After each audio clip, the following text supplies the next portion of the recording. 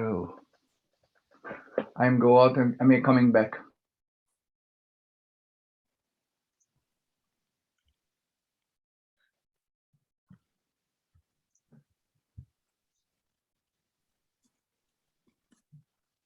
Hello, everyone.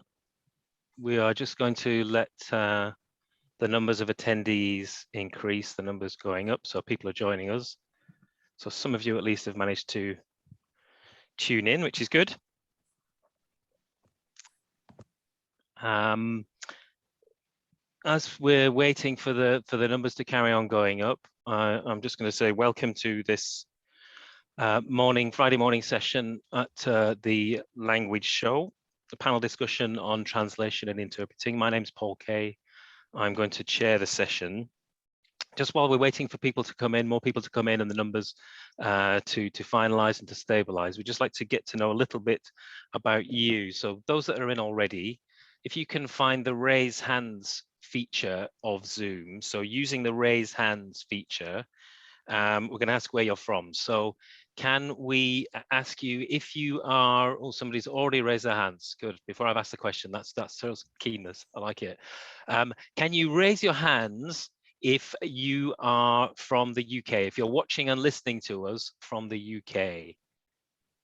We've got, we currently show 31 attendees and 18 of those are saying they're watching from the UK. That's interesting. Right, I'm going to lower your hands, and the next group we're going to ask about is are you watching us, listening to us from a different European country? So a different European country, not the UK. Put your hand up now. We've got 33 attendees and 11 of those so far. Oh yes, pop in the chat where you're from. We've got somebody from Switzerland. Welcome. And okay, so I've got 9 of the 32 so far are from Europe somewhere, Sweden, Germany. That's very good. I'm now going to lower those hands, and the final question I'm going to ask is there anybody listening, watching us from outside Europe, so a different country other than Europe? So raise your hands now. We've got, oh, I don't see anybody raising their hands. So it's an entirely European event so far. People are either watching from the UK or they're watching from a different European country.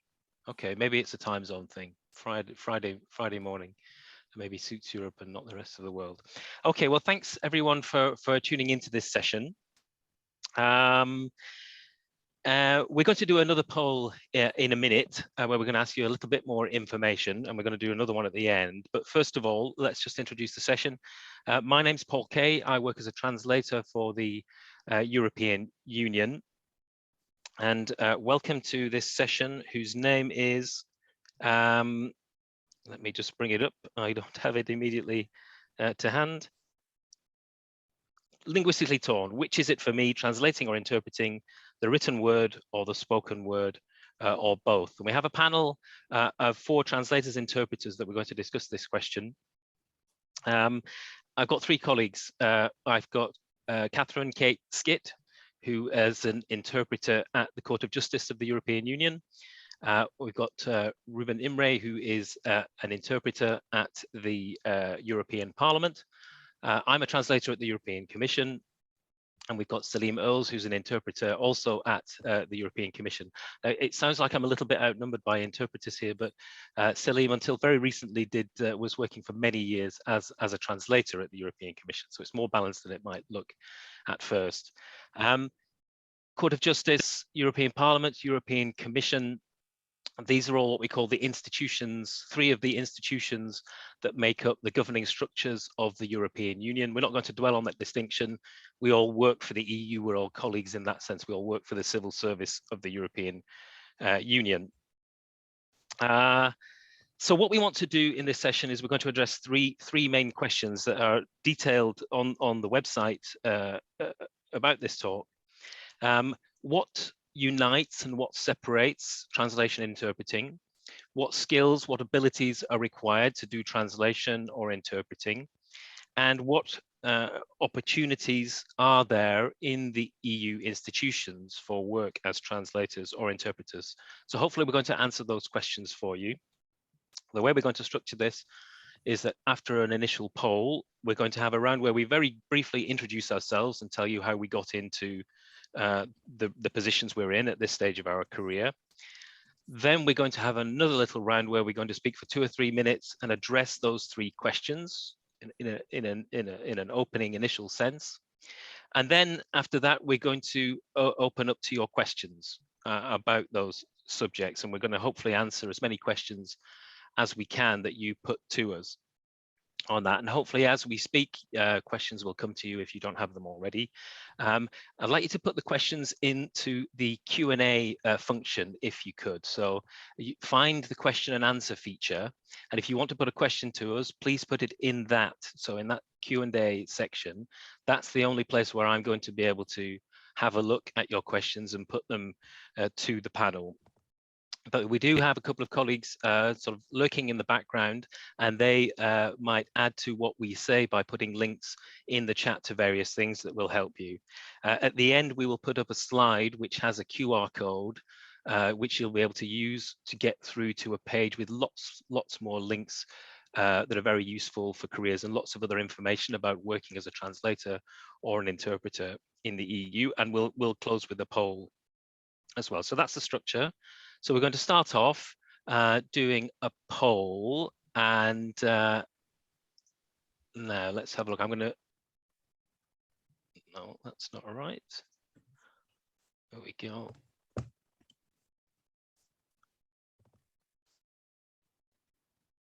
Now we're going to, so you should be able to see on your screen, and if my panelist colleagues can confirm that they can see the, ah, yeah, good. I see answers going in. So which of the following best describes your situation? The first 2 options, if you're already working as a translator or interpreter. The second 2 options, if you're not yet working, but considering working as an interpreter or a translator. I see so far lots of people considering going into interpreting. So hopefully our interpreters on the panel will give you lots of information.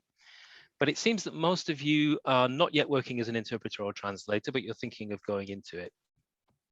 Some of you are none of the above. Maybe you're just here to listen and see what we have to say. Maybe it's something you might be interested in. Okay, that's very interesting. I'm going to take a little screenshot of that.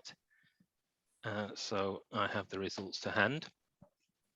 Very good. Okay, so we now know roughly what you're interested in, what your situation is. So we're going to first of all, introduce ourselves then. We're going to do it in turn. I'll start off with myself. So I said I'm Paul. I grew up monolingually in Northwest England. My first contact with foreign languages was at school, where we had French, just French. It was my favorite subject, my best subject. I loved it. But because I thought I wanted to be a doctor, I gave up French at A-level and I studied sciences, and I ended up studying biology at university. But I had a huge break there where I managed to blag my way on to doing an Erasmus year in France studying biology, which really brought up my level of French.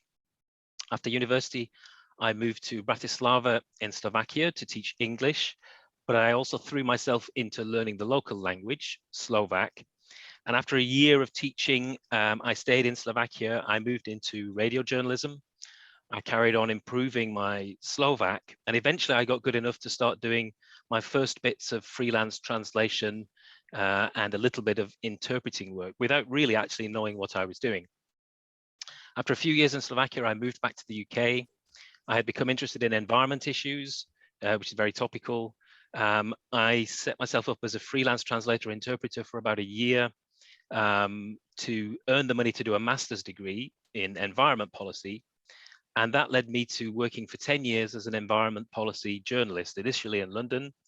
And then very soon I was transferred to the Brussels office of the news service that I worked for, which was how I ended up in Brussels working for the EU.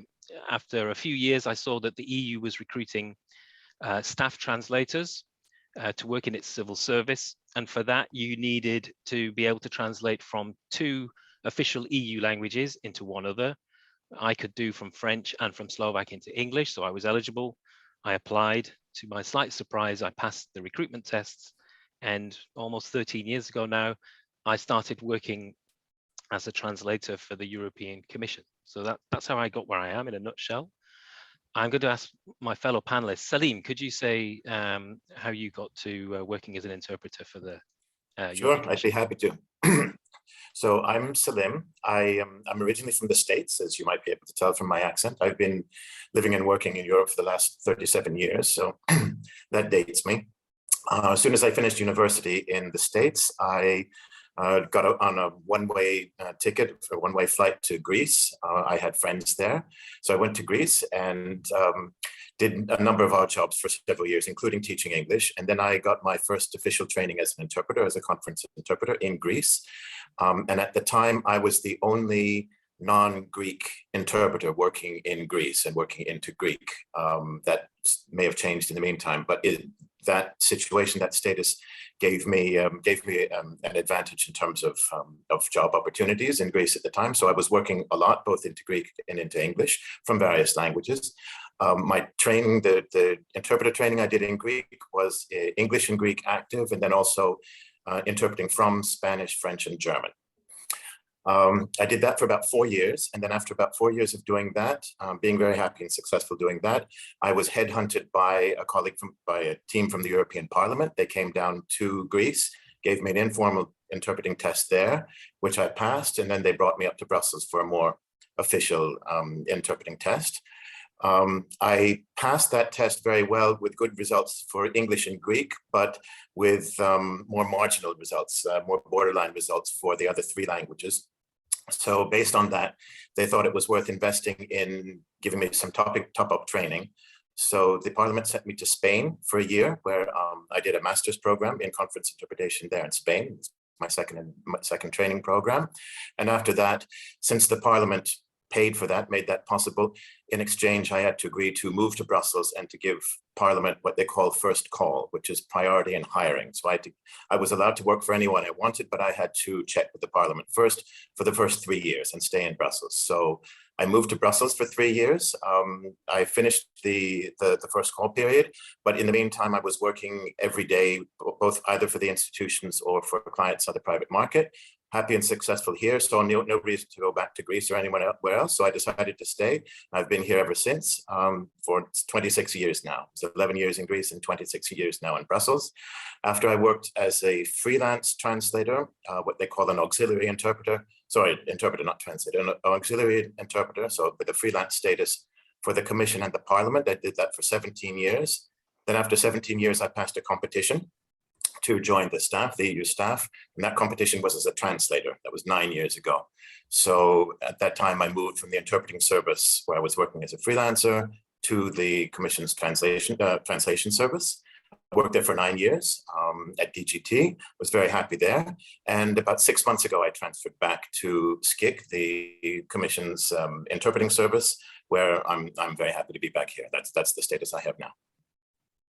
Thanks, Salim. So SCIC is the European Commission's interpreting service, and DGT is our abbreviation for the European Commission's translation service. These are the kind of things you get to know once you start to work for the organization. Kate, could you introduce yourself? Sure, my name's Kate Skitt. I'm from the UK. I also didn't have a bilingual background, and I think didn't grow up speaking any other languages, but I really liked them at school. So I took them at university. I did a BA in modern languages with French, German, and then I did Spanish ab initio, starting that at university. And I was really lucky that there was a former interpreter on the teaching staff at undergraduate level, and she gave us an introductory module into interpreting. I liked it, so then I went on straight away to do an MA in interpreting at Bath University. Then I moved to Spain, where I was working as a translator before I was invited. I was mostly interested in interpreting, but until I was invited for the EU accreditation test, I did translate for a translation office in Spain, and that really consolidated my languages and my skills and allowed me then to pass the accreditation test for the EU to be a freelance interpreter. Once I passed, then I did move to Brussels, and I worked as a freelance interpreter in Brussels for 7 years. I've actually worked in a booth at various points with Ruben and Salim, although quite a while ago with Salim. And at the same time, I continued to do some freelance translation just to make ends meet at the start until I became established as a freelance interpreter. And gradually the balance tipped towards mostly interpreting. And afterwards, I was offered a temporary contract at the Court of Justice, which is in Luxembourg. So I moved to Luxembourg a few years ago, and I'm now on staff at the Court of Justice, so interpreting in hearings here at the Court of Justice. I've been here for 4 years now. Lovely, thanks, Kate. And finally, Ruben, could you tell us your story? Yes, of course. Good morning. I'm Ruben, and I'm an English booth interpreter at the European Parliament. And I work from French, Italian, Spanish, and German into English. And I don't have a retour, I only work into English. I see that's been a question asked of Salim, I think, in the chat. I did actually grow up with the languages because my mum's Italian, so I spoke Italian from a young age and then learned French at school, as most people in England do. And I've actually always worked with languages because before I became an interpreter, my background was as a secondary school teacher, and I was teaching French and Spanish to 11 to 16-year-olds in a school in southern England. And I enjoyed that very much. I did 3 years as a teacher, and then I took my first step into interpreting by taking the year-long postgraduate diploma in conference interpreting at Westminster University. And that essentially trained people to become interpreters with a view to taking the EU freelance tests and then perhaps moving on to the staff tests. So at the end of that year-long course, I took the freelance test for the European institutions to become an accredited interpreter. But unfortunately, as happens to all the best interpreters I understand, I didn't pass. At which point I found myself in a bit of a catch-22 situation. It's the classic situation that you need to practice your interpreting to improve so that you can pass the tests, and you need to get interpreting work in order to do that. But no one will give you interpreting work because you don't have any interpreting experience. And so at that point, I became a translator, and I slowly managed to build translation work up. I translated for around 5 years as a freelancer before finally joining the Parliament later on as an interpreter. I also did voluntary interpreting work, which I found a very good way of getting experience. So I worked for various not-for-profit organizations, anyone I could really, but various not-for-profit organizations during that time. I also worked as an assistant lecturer, I think you'd call it, at Westminster University on the interpreting course. And that was great because quite apart from being a job, it enabled me to use their equipment and to practice with interpreting with the students. So that was another way of getting a bit more practice in. And I also accepted any scraps of interpreting work that I could find, which sometimes led me into some interesting situations. But basically, it was just a means of making money. At the same time, because I was struggling to make ends meet, I also worked as a supply teacher around London. And my breakthrough really came in 2007 when I decided to move my domicile to Geneva because I had French and Spanish as passive languages. And those are the languages that they use in Geneva at the UN institutions. And so what I did was I took a bit of a gamble and I signed up to a local secretariat, they call it, which is basically a database of interpreters that can then be employed to work in Geneva or elsewhere as well, but mainly in Geneva, and also a database that's used by private market recruiters. And so my professional domicile moved to Geneva because interpreters are supposed to only have one professional domicile from which you work so that you don't undercut people elsewhere. And I started to get a little bit of work in Geneva, and then I took the UN freelance test and managed to pass it. And this time I did pass the test because I had a bit more experience. And so I started working for the UN organizations in Geneva, the United Nations, the WTO, the World Trade Organization was one of my bread and butter employers, as it were, and also the WHO, the World Health Organization, and other UN organizations in Geneva. Also FIFA, which is based very close to Geneva. I certainly enjoyed that. And then in 2008, I did finally pass the EU freelance test, and so I was accredited for the EU. I started working in Brussels mainly for the Parliament, a little bit for the Commission, in Strasbourg as well for the Parliament, the odd mission here and there. And then in 2011, I was offered a temporary contract, which I accepted. So I moved to Brussels. I stopped translating at that point. And a couple of years later, I took the competition and became a member of staff. So I've been on the staff now as a temporary agent and a full staff member since about 2011, so 10 years or so. Excellent, thank you, Ruben. So you've got 4 very different paths into working as a linguist for the European Union there. Right, now we're going to turn our attention to the questions. I'll go first again. What unites and what separates translation and interpreting? I think what unites translation and interpreting is obviously a love for other languages, a love for wanting to bring meaning and understanding from one language to another and to unite people in that way. That's obvious. What separates translation and interpreting? I don't want to dwell on negatives, but I'm going to give a practical example. What separates translation and interpreting in the very specific context of being recruited as one of those people into the EU institutions is that to work as an interpreter in the EU, you do need to have an interpreting qualification. To work as a translator in the EU institutions, believe it or not, you don't need a translation qualification. That's very highly recommended, and very many of our translators do, but there's not actually formally required to pass the entrance test, and I don't have one, for instance.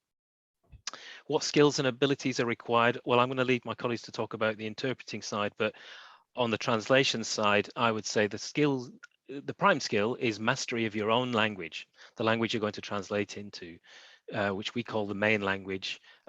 Usually that means mother tongue. For me, it can only be English. I can't translate well enough into any other language, but it's having a real deep knowledge of all aspects of your own language that you're going to be translating into, all registers of language, ways of expressing yourself. I'd say that's the prime requirement for a translator. You've got to have an eye for detail. You've got to have patience to spend half an hour researching a minor aspect of vocabulary or terminology, as we call it, when we start working as translators and interpreters. You've got to have a desire to want to become a specialist in a particular area. In our context, there is a lot of generalization that has to go on, but we tend to acquire a lot of terminology knowledge in specialist areas that we then go on to use translating and also interpreting in certain areas. What about opportunities in the EU? Again, I'll just talk about the translation side, and we're going to put links up later on, but well, we have people who work on staff, like the colleagues we have here, but we also have freelance translators and interpreters, and we also have what we call trainees or stagiaires, which are interns essentially that work for us. So there are 3 main ways that people work for us.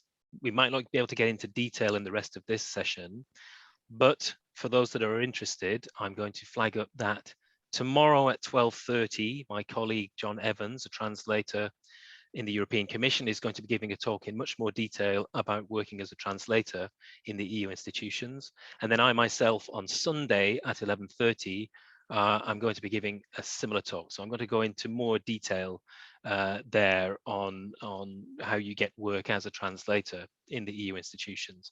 The last thing I'll say is that if you translate into the following languages, then next year we think we're going to be having a recruitment exercise.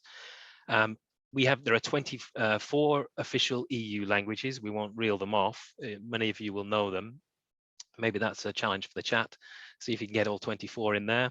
And that means we have people that translate into all of those 24 languages. So if you can translate into any of those 24, then we have work for you. But next year, it looks like we may be recruiting for translators into English, into Croatian, into Hungarian, into Dutch, and into Portuguese. So if you can translate into those languages, then definitely follow the links that we'll point you to at the end, and there might be an opportunity for you next year. So I'll stick there. I'm going to hand over in the same order as before, so I'm going to hand over to Salim for him to address those 3 questions. Okay, thanks very much. Thanks, Paul.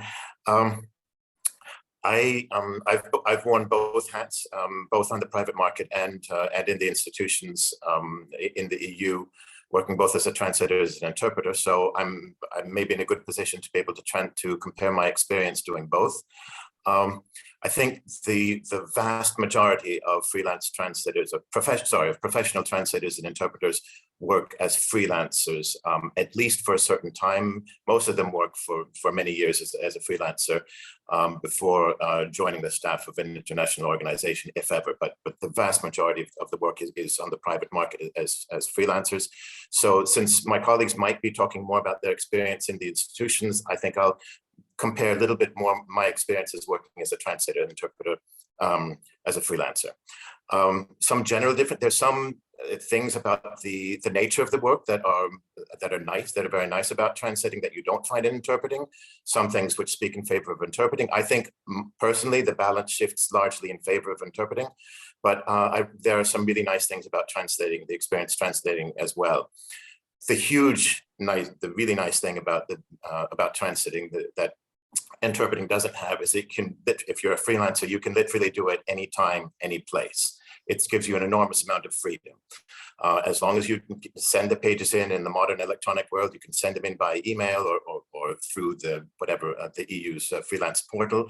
You can be anywhere. You can be in Alaska. You can be in China. As long as you send them in and you're on time, you can be anywhere and you can do it on your own schedule as well. Whereas if you're an interpreter, even a freelance interpreter, you have to be there when the conference is taking place and at the place where it's happening. Stress levels are different. Obviously, simultaneous interpreting is associated with a certain amount of stress. But the nice thing about interpreting is that you have that moment of stress or that morning of stress, and then it's finished. There's no deadline hanging over you. The whole thing is finished. You can go out and enjoy your walk in the countryside and not have to think about anything anymore. The stress levels with translators are a bit different. It's sort of protracted over time. It's not really that intense crunch of that second, but you've almost always got some deadline hanging over you for this afternoon or for tomorrow or for next week. That never really goes away. Another difference is travel. Translators in general don't travel so much for their work. Interpreters used to travel a lot more before COVID. Now with COVID and with Zoom meetings and whatever, there's less traveling than there was before, but it still is an opportunity to travel more, which I personally enjoyed. And also translators often have the feeling that more people can do it, more people can translate. I would add to that a word of caution. Not everyone can do it well, as with any job. And I think a lot more people can do interpreting than they would give themselves credit for. Lots of people who have the skills for translating have the skills for interpreting as well. It's just you need a little bit of extra training in listening and speaking at the same time. But to a large extent, I think the skill sets are very similar.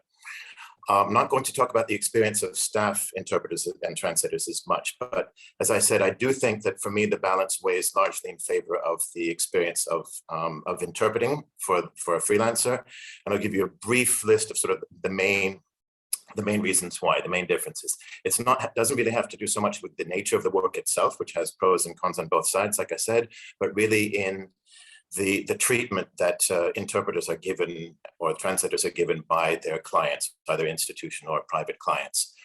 One big difference is that if you work for an institution like the EU, as a translator, you have to go through an agency. There are no direct contracts, whereas for an interpreter has a direct contract with the institution, which is much nicer for lots of reasons. Pay is a big difference as well. I won't go into actual numbers, but I'll just suffice it to say that interpreters make a lot more per day than translators. Translators are hired. Pricing is competitive for a freelance translator working for an institution. Your price, the rate you give, is taken into consideration as part of your offer. Whereas for interpreters, everyone gets paid exactly the same rate, so there's no competitive pricing at all. And our daily rate, is assimilated to the pay of a medium grade staff member at the institution. So we basically get paid the same as a comparable staff member, which is very nice as well. There's no certification for translators, no sort of quality label saying you're good that you could put on your business card or in your CV. Whereas for interpreters working as freelancers, we have official accreditation from institutions like the EU or the UN. And we also have professional accreditation from membership in our professional association, AIC, which is the Interpreters Professional Association. So 2 different types of accreditation, which speak a lot for our quality and look good on a card or a CV. Unfortunately, there should be a lot more prestige attached to freelance translating. There really isn't. Whereas being an accredited certified interpreter with an international institution does give you a certain degree of professional prestige. The experience of a translator, unfortunately, is fairly anonymous when you're working for an institution. You don't really have a personal relationship with the institution or anyone working there, whereas an interpreter does. You personally know your employer, you know the colleagues you work with. There's much more of a personal tie there. Another big difference is training. International organizations typically do not provide any training to freelance translators at all. It's up to them to do their own training, whereas there's lots of training provided by an institution like the EU for freelancers. I got my master's degree, as I said before, in Spain, thanks to European Parliament as a freelancer. I spent 6 months in Germany studying, 6 months studying Hungary. I had a month in Turkey, a month in Poland, years and years and years of in-house intensive language courses, 7 hours a week, all as a freelance interpreter, and as a translator you get none of that. Translators really don't feel, I don't think, in my experience, they don't really feel that like they're part of the team. They're sort of an outside contractor, whereas an interpreter, a freelance interpreter, is part of the team on an equal footing with everyone else on the team. We're colleagues. We're colleagues at work. We have friendships with everyone else. When I'm working as an interpreter in the booth, I don't even know often if the person sitting next to me is a freelancer or a staff member, unless I'm actually bothered to look it up. I don't care, it doesn't make any difference. We all work together under the same conditions. We go to the same parties together. We all go, when we have someone has a retirement party, they could be freelance or a staff member. Then when we have the Christmas parties, everyone's invited. We really are all colleagues and part of a team together and friends, which is not the experience of a freelance translator, unfortunately, though I do think it should be.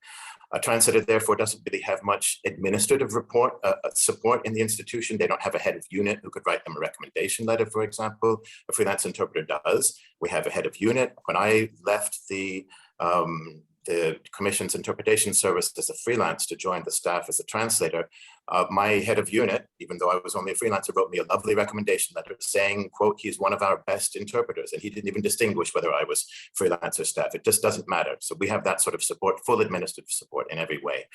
That includes things like sick leave. A translator has no such thing as sick leave. If you're sick, you still have to do your translation, get it in on time. No health insurance. You have to pay for your own health insurance, nothing like pension rights or entitlements. Whereas a freelance interpreter gets all of that working for an international institution. If we're sick, we don't go to work, we still get paid. We have health insurance for every day that we're on contract. We can even pay an extra amount and get insurance for the days that we're not working. We have pension entitlements, which are contributions which are paid into a retirement account. When I stopped working as a freelance interpreter, I cashed in my retirement account and made a handsome down payment on my house, which I could not have done as a translator. Salim, I don't want to cut you off too much. We're going a little bit over time for this initial round. So I'll wind it anyway. So basically, in conclusion, I think the material conditions are just so much more in favor of interpreting for an international institution, with the big difference, as I say, of the freedom of time and place for translators. And the main reason, I just want to conclude that the main reason for this big difference is not that interpreters are necessarily smarter or more qualified. They're not. There are lots of translators are amazingly qualified, the ones I've worked with. I think that it really comes down to the fact that the interpreters, all the interpreters have a professional association, which negotiates a legally binding collective agreement with the institutions like the UN or the EU, and translators don't have that. That's why we have such big differences. And I really think the best thing is to combine both. If you can combine both freelance work, or both interpreting and translation work, it's I think probably the ideal. Then you have work all the time, and you can have a little bit of variety in what you do as well. Okay, thanks, Salim. Just a reminder, Salim's there talking about working freelance. Yes. So just a reminder, so I'm going to have several responses if we have time to things that Salim has said as a translator. But yeah, just a reminder, he's talking about working freelance. So that's the comparison he was making, not working as staff. Absolutely. Okay, Kate, can you? Yeah, I'll pick up on maybe some of the differences in perhaps the personality type that might be suited to either being a translator or an interpreter. As Salim said, interpreting can have higher stress levels in the heat of the moment, and with translation, maybe you've got a tight deadline, which gives you a bit of stress, but you've got a bit more time to find the right turn of phrase, say, and you can take your time to find exactly what you need to say. Whereas if you're going to be an interpreter sitting in the booth, sometimes in the heat of the moment, perhaps the perfect translation is just not on the tip of your tongue. So your personality wise, sometimes you just have to find something that is equivalent, even if it's not the perfect way of putting it, and then let it slide, move on if later on it pops into your head because the moment's gone. So translation gives you a little bit more time, and certain personalities might prefer that. They might not like the stress of sitting in a booth and having to search for the right word or phrase, and sometimes not finding it, to be honest. Sometimes you have to generalize what's being said to communicate. And translators have the luxury of taking their time, doing some research, finding the perfect translation. So sometimes you have to work out what your personality is like. Do you like being put on the spot as an interpreter with your mic on, or would you prefer to take your time and have a nicely polished final translation come out of it, for instance? So I would say sometimes there are some personality differences to how patient you are, and or yeah, how well you deal with stress is one example. Another difference at the moment, I would say, is, and it depends, you've all got different language combinations, I'm sure. There were people from all over Europe, so you're not all working into English like we are. But I would say that translation gives you good exposure to your source languages, as does interpreting. But I would just say one of the downsides of interpreting sometimes in the English booth these days is that there is a lot of English spoken in meetings. So we don't always get as much exposure to our languages, especially if they're not so commonly spoken. It makes you a niche interpreter if you've got exciting exotic languages, but you might not always get to work from them. Whereas if you're translating, you will get source text in those languages and learn new things and be exposed to your languages. It is the same in principle with interpreting, but just with the caveat that recently there's a lot of a globish or different types of meetings where people might be speaking in English to a great extent. And one last difference that I would just like to pick up on is specialization. I think there was a question to me in the chat about the legal specialization. Obviously, as a freelancer, you can get better money if you sometimes specialize in finance, medical texts, legal texts. I do work for the Court of Justice, but luckily us interpreters, we don't have to have a law degree. We're not specialized. We do a lot of on-the-job training, professional development, lots of legal seminars, and various colleagues are encouraged to then go off and do extra law courses if they want to, but it's not obligatory for the interpreters. For the translators in-house, they're called lawyer linguists here at the court. They do need a law degree if you're a staff translator. So the lawyer linguists here do need a law degree. A law conversion is also fine if you've done a different degree and then you do a law conversion, but you need the languages and the law to be a translator here at the Court of Justice. Interpreters, we mostly learn that on the job, and freelance translators who work for the Court of Justice also don't need a law degree. So there are opportunities if you aren't that specialized, but that is sometimes a difference between translators and interpreters. Interpreters, sometimes you might feel like you're jack of all trades, master of none, or jumping from one thing to the other. The head of English translation here actually describes us as language ninjas. So that's maybe the interpreters are more ninja-like, and the translators have the in-depth expertise. So that would be one difference. And those are some of the opportunities here as well. I think that's it for me. Lovely, thanks, Kate. Ruben, your initial thoughts. Well, I love the idea of being described as a ninja. I think that I'm going to go away and just be pleased about that later on today. But I was going to talk about my experiences as a translator, but because we're running slightly low on time, I think I'm simply going to focus on interpreting. And I think the main thing, I mean, you've heard an awful lot from Kate and from Salim already, which absolutely I agree with, particularly the parts on stress and well, an awful lot of what's been said. I think the key in interpreting, whether you're a freelancer or a member of staff, and probably whether you're on the private market or working for the institutions, is that it's a very varied job. I mean, the key here, I think that's the key word, variety. And you really have to be extremely flexible as an interpreter. For example, in the Parliament, I mean, I come into the Parliament and I work as an interpreter every day in various meetings.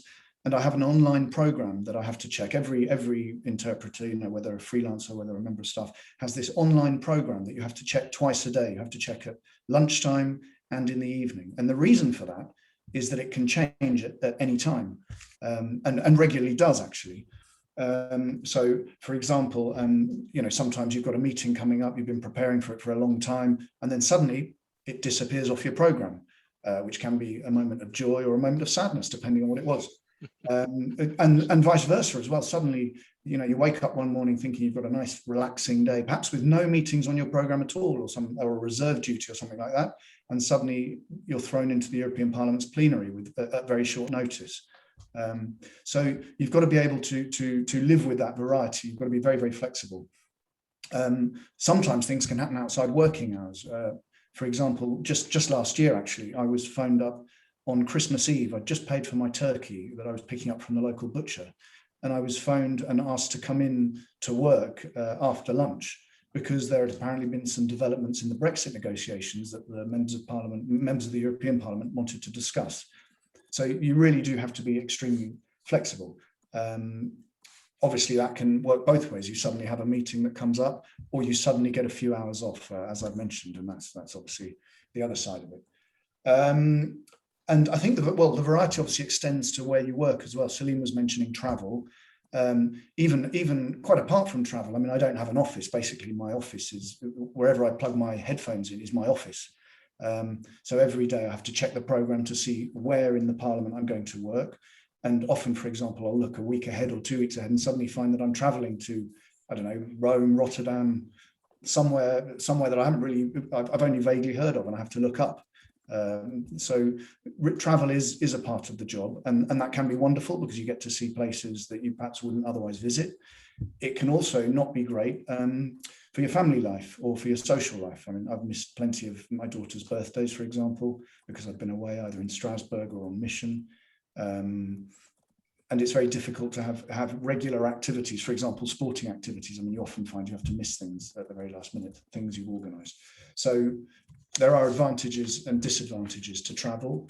And I think that also actually goes for upping sticks and moving to Brussels. I saw someone was asking whether moving to another country can be difficult for your family life. Well, that's true. I mean, when I moved to Brussels, I brought my family with me, but initially I was on a 1-year temporary contract. So it was a bit of an unstable time, a bit of it was a bit unpredictable as to what was going to happen.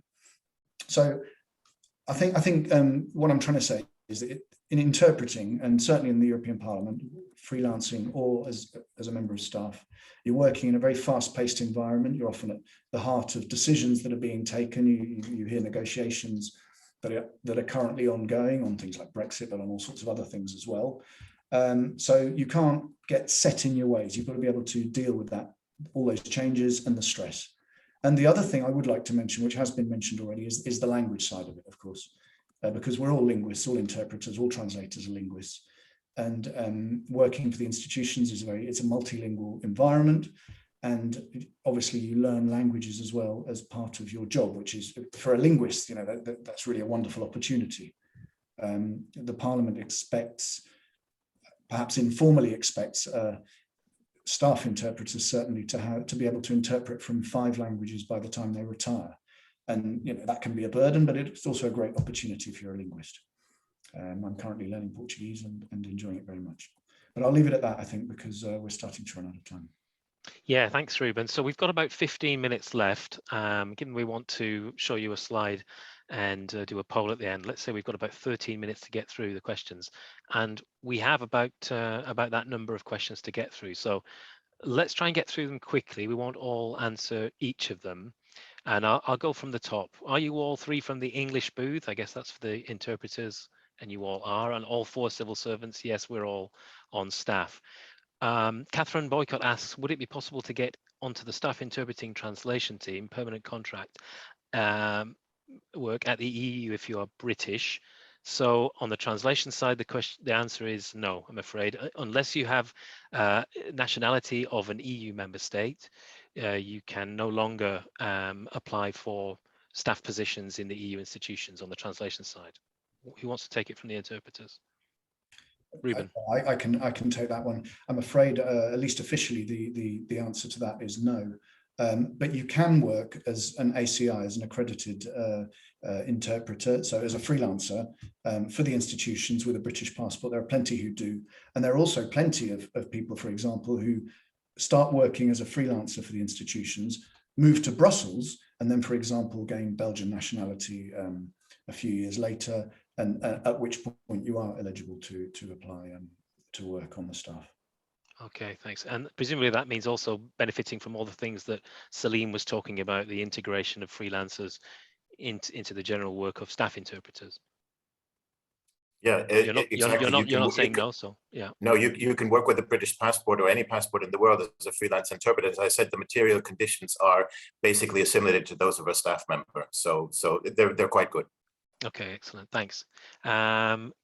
Kate, do you have any specialist training? I think you already answered that in your part, didn't you? Yeah. So Marketa asked, does translating ever get a bit boring in comparison to interpreting? Maybe that's a question for me, and Salim can chip in. I don't think so. I must admit, when I joined the European Commission Translation Service nearly 13 years ago now, having worked as a journalist, which is quite an exciting job involving a fair amount of travel and being exposed to different concepts and ideas every day, I thought I was going to get bored fairly quickly. 13 years later, I'm still not bored. That's partly because we got a wide variety of other different tasks that people can do in the translation service. So, for instance, I spent just over 5 years being an outreach officer for the European Commission Translation Service, but more broadly on behalf of the EU. Based in, when the UK was still part of the EU, based in London, doing outreach work on languages in the UK, which was really interesting. But Salim was talking about the language training he did as a freelancer in the English department, in particular of the European Commission Translation Service. We get a huge variety of languages that we translate from, and Kate was alluding to it there, which means that we have a really good program of internal language training. So I'm currently learning Greek and enjoying it as much as probably Ruben is Portuguese. And I've learned Hungarian and Polish and Estonian that way on internal language courses. And that has all contributed to making the job really interesting, and 13 years in, I'm still interested. I don't find it boring. So that's to that one. Ruben, go on. Yeah, sorry, I would like to come in here actually, because the standard perception seems to be that, you know, translation boring, interpreting interesting, but I don't want people to think that every meeting an interpreter interprets is absolutely fascinating, because that's not the case. And I see Kate and Salim shaking their heads. I mean, for a start, if you're in the English booth, you, as Kate was saying, you spend a lot of time listening to people speaking poor English, waiting for your languages to be spoken. And that can be pretty soul destroying, particularly if it goes on for a long period of time. I mean, there are meetings that I go to when I know full well no one's going to speak anything other than English. And, you know, I sit there, I listen to the meeting, whatever, but it's not, you know, it's not particularly, it doesn't give me a great deal of job satisfaction.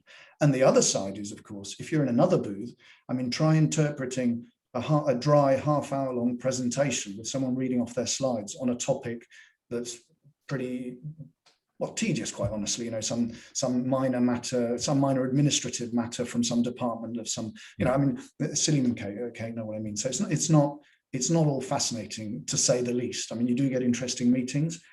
And also, I remember some very interesting translation jobs that I had.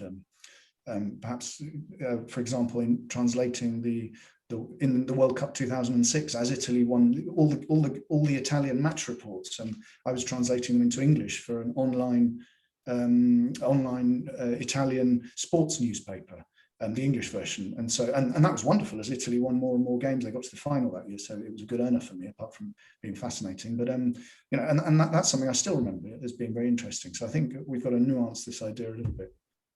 Yeah, we've actually had at least a couple of colleagues in the translation service who were previously interpreters, and exactly that, they didn't feel they were flexing their languages enough, and that's why they wanted to move into translation to so that they could use those languages a bit more than they were doing on the interpreting side. Salim's just made the journey in the opposite direction from translation into interpreting, and he might have something to say about that, but I'd like him to answer that in relation to a question that we've come in from Rafaela Lessa Ribeiro Francis. Is there work for translators or interpreters in EU institutions for those working, well, she's put with a non-UK or a non-EU language, but non-EU language.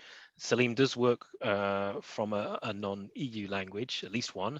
So Salim, do you want to answer that? Yes, there is work. There's not much for both, for freelancers and for interpreters and for translators. If we're talking about freelance work, the answer is yes, there is, but very little.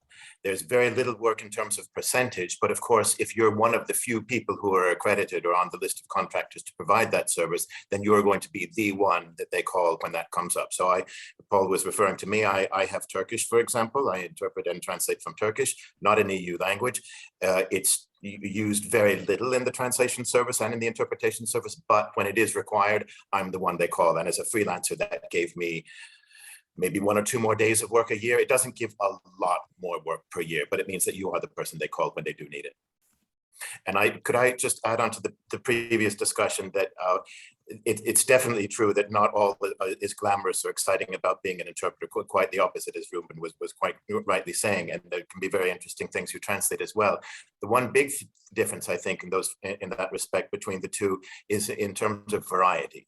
Interpreting in general tends to have more variety, which can mean from the very dull and tedious, but it can also be I got to do interpret Bill Clinton in the Bahamas. I met Edward Shevardnadze when he was Prime Minister of Georgia and shook his hand. There's you have like these nice moments of, it's not all like that or even mostly like that, but there is that as well. In general, there's more of a variety of subjects that are covered in interpreting and in ranges as well. You get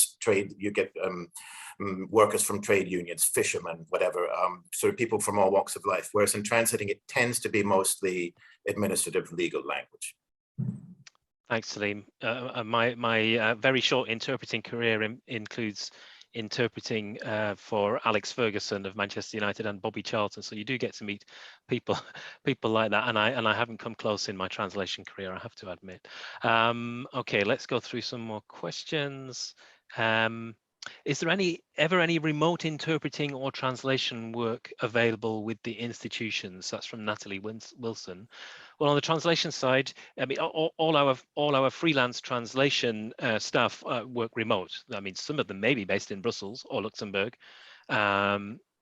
and the two main centres of employment for EU officials, but the vast majority will be based somewhere else around the world, and they can be based anywhere. And as long as they're working for a business that's registered in the EU, they can be anywhere. So they work remotely in that sense. And maybe at this point, I can just respond to some of the things that Salim said. He was outlining the differences between freelance interpreters who are very well integrated into the staff, working alongside staff members on the interpreting side. Our freelance translators are not in that sense because they're all working remotely. We don't get to meet them. But actually, more recently, there have been moves to integrate them more in the sense of we have more direct contact with the translation agencies that do the work for us. So things are improving a little bit on that side, but they're not at the levels that they are on the interpreting side. Kate, do you want to talk about remote interpreting? We haven't done perhaps as much remote interpreting as the Parliament and Commission. We have had parties at a distance, but most of our judges and most people are here. But the interpreters are always in the booth. that's certainly a fact at the moment. There's in fact another talk, I think, I don't know if it's today, there's a talk about new technologies in interpreting, which would be of interest if people are interested in that. And yes, there are now greater possibilities, but we as interpreters we're not enamored by remote interpreting and the quality of sound and things like that. But for translation, yes, we've also got opportunities for freelance translators here to help the lawyer linguists, whereas all the interpreters would come to Luxembourg to sit in a booth. I don't know about the other two, Salim, briefly. Yeah, Salim very and Ruben. briefly. It's different if you're working on the private market for a private client. Then a lot of interpreting work in the last 2 years has, because of COVID, moved online. So I'd say a large majority of private market interpreting work now is done on Zoom or Teams or one of these different platforms that have been set up. The interpreters at the institutions, the EU institutions, have fought very hard not to be moved to remote interpreting situations. So we do have to come into work, and we've actually fought for that, for the right to all be on location and have the best sound quality possible. But what has become more remote is the people participating in the meeting. So we're on site, but lots of the delegates attending the meetings, the various committee meetings, are back at home, either in their homes or in their offices in their home countries. And that does add an extra amount of strain to us in our work because of the poor sound quality that often results from that. Okay, thanks. I'm going to move on because we've only got a couple of minutes left. Veronica McLarnon says, do you need to be an official translator? I'm not sure what that is. As I was saying, to work on staff, you don't need a translation qualification, but it helps. And again, comparing it with what Salim was saying, for freelance translators, there are, of course, professional organizations that do certification of translators. I think Salim was talking more in terms of the context of working for the EU institutions as a freelance. Louise says, what do you recommend for someone who's a full-time translator but would like to try interpreting? I've never studied it or been in a booth before. Are there courses out there? Maybe just one of you, if you could say what are there courses? I responded to her briefly in the chat. I said that you can go onto the website of the Interpreters Association, AIC, AIIC, and they have a list there of interpreter training courses throughout the world that they have approved according to their own set of criteria, which they spell out. They're not the only ones, but they are the best ones in each country. So that's one place to start. And I think she asked after that if she wasn't really prepared to actually formally start a master's program yet. Is there some way she could get a feel for what it's like? And I recommended that she just practice on her own with recordings that you can find online. That's basically how most interpreters end up training themselves anyway, even if they aren't a master's course. Most of the training they do by finding videos online and practicing themselves. Okay, I'll take two more questions before we wrap up. From Catherine Boycott, what would be your advice for best preparing for a Masters in Conference in Interpreting?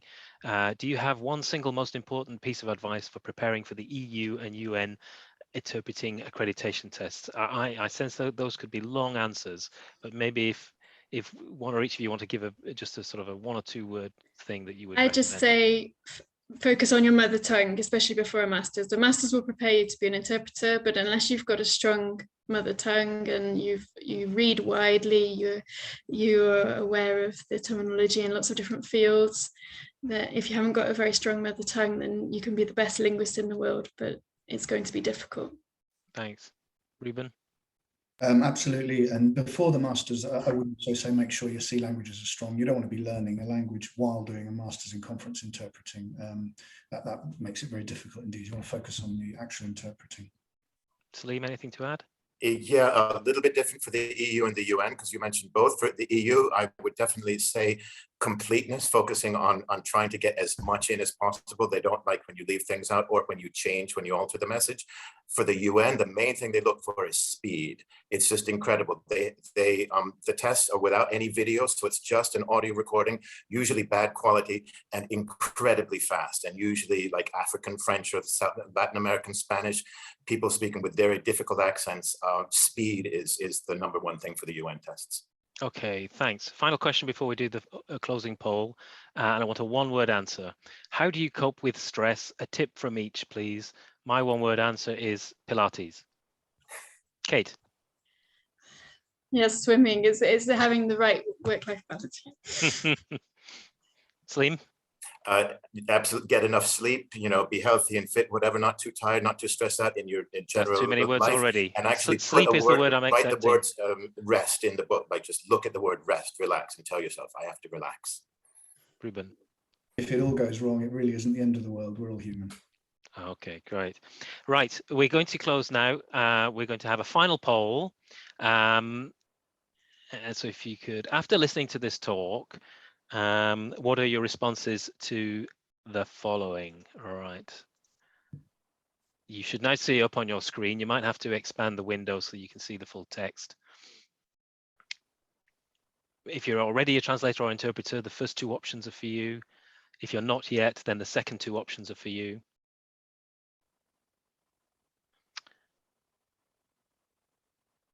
Okay, not so many people have changed their mind based on our discussion, but some have. That's good. The existing interpreters or translators are now considering doing more of the other. Now they've heard how the grass is greener in some respects on the other side, perhaps. Okay, lovely. Thanks for that. So I'll take a quick photograph of that poll. So I've got the answers, and then I'll end that. And there we go. Sharing the poll. Can you see now the answers in the audience? Okay, we have a few people changing their minds. There we go. That's interesting. Okay, I'm going to close that. And as promised, I'm now going to share my screen to show you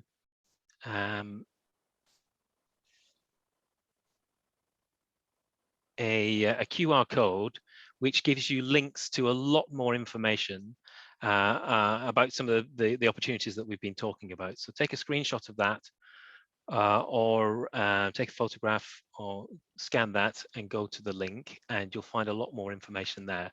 So we have to close the session now. So I'll just say thank you for listening to us, hearing what we've got to say. Thank you to Ruben, Salim, and Kate for giving the benefit of their experience and expertise. And we hope you enjoy the rest of the language show. Thanks very much and goodbye.